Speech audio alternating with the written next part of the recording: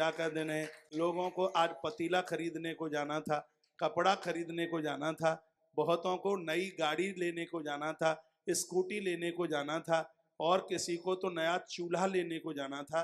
आज नए चूल्हे खरीदने का भी, अब तो यहाँ तो किसी की चूल्हे वाले की दुकान होगी तो रब्बा ही रब्बा हो जाएगा।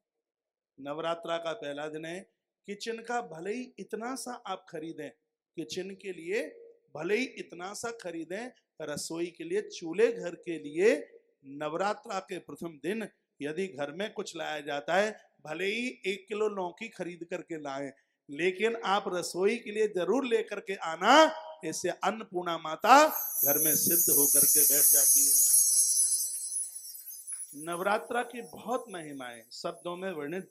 इस धरती की सबसे बड़ी रात्रि तो ये 9 ही है। ये इन दिनों में दिन से भी ज्यादा महिमा रात की है, इसलिए तो इसका नाम नवरात्रा है।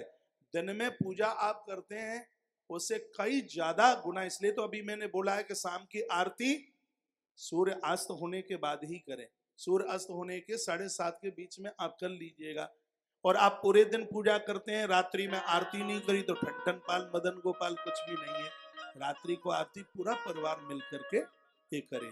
जो स्तोत्र जो मैं आपको यह बोल रहा हूँ, आप इसको दिन में सुबह कीजिए, लेकिन इसको जो बेल पत्र के ऊपर लिख करके 108 नाम है, वो मंगलवार की रात्रि को एक एक मंत्र के साथ एक एक बेलपत्र माता जी के ऊपर चढ़ाइए, तो सा भवेद संपदाम पदम, इतनी संपत्ति आएगी आप सोच नहीं सकेंगे कि ये 1 साल में हो क्या गया है। माता रानी इतनी बड़ी कृपा कर देगी।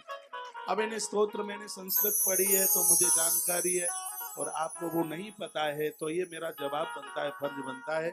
जो जानकारी आपको नहीं है वो बात मैं आपके बीच में रख दूं, और जो जानकारी मुझे नहीं है वो जानकारी आप मुझे मेरे पास में रख दें, लेकिन मुझे दुनियादारी की जानकारी मत देना, मुझे परमार्थ की जानकारी देना, अलौकिक बात की जानकारी देना, जैसे मैं पथ प्रशस्तित होता रहूं। उसके लिए आप कहें महाराज जी ये और करो, हमारे मन में ये आया है, ये काम और चालू कर दो, ये काम और चालू कर दो। क्योंकि मैं विद्यार्थी हूं, मैं सीखता बहुत ज्यादा हूं, और मेरा अभी भी मेरी जिंदगी, मेरी स्टूडेंट लाइफ जीवन का निर्वहन कर रहा हूँ। हर चौराहे से खड़े होकर के मैंने सीखने की कोशिश करी है। माताओं से भी मैंने समर्पण का भाव सीखा है, मेहनत करना मैंने माताओं से सीखा है।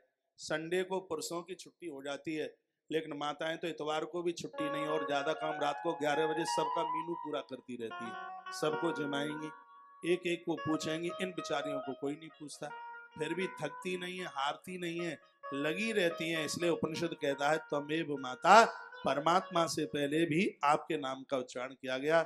मेहनत करना तो हमने आपसे ही सीखा है।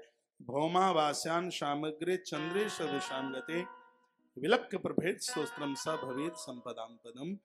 जो कि मंगलवार को रात्रि को ये 108 नाम बेलपत्र की पत्तियों के ऊपर लिख करके माता के ऊपर चढ़ाएगा कोई, तो शंकर जी उम्र लंबी दे देंगे, और माता रानी महाराज उनको संपदा दे देगी, आनंद दे देगी, कमाल हो जाएगा।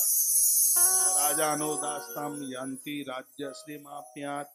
राजा ने झूठे केस लगा दिए हैं, ज्यादा परेशान कर रहा है, क्षेत्र का विधायक एमपी परेशान कर रहा है, और गली का वार्ड, कौन सा वार्ड मेंबर कहते हैं, कौन कौन चेयरमैन और कोई राजनीतिज्ञ, कोई व्यक्ति ज्यादा परेशान कर रहा है, पुलिस स्टेशन का दार ज्यादा परेशान कर रहा है, कोई ऐसी किसी भी प्रकार की दिक्कत है, तो नवरात्रा में जो ये स्तोत्र है जिसको अष्टोत्तर नामावली के नाम से जाना जाता है, तो यदि ये जो मैंने अभी आपके बीच में जो निवेदन किया है, यदि यह कर दिया जावे तो यह व्यक्ति संपूर्ण परेशानियों से मुक्त हो जाता है।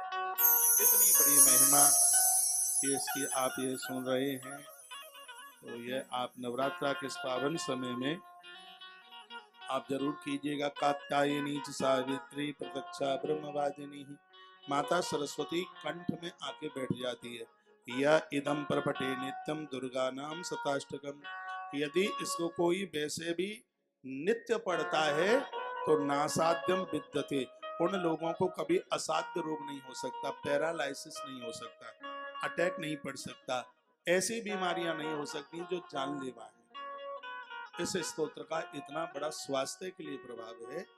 हार्ट अटैक नहीं होगा, लकवा नहीं होगा, कैंसर भी उन महाघातक बीमारियों में ये है। तो इसमें वर्णन है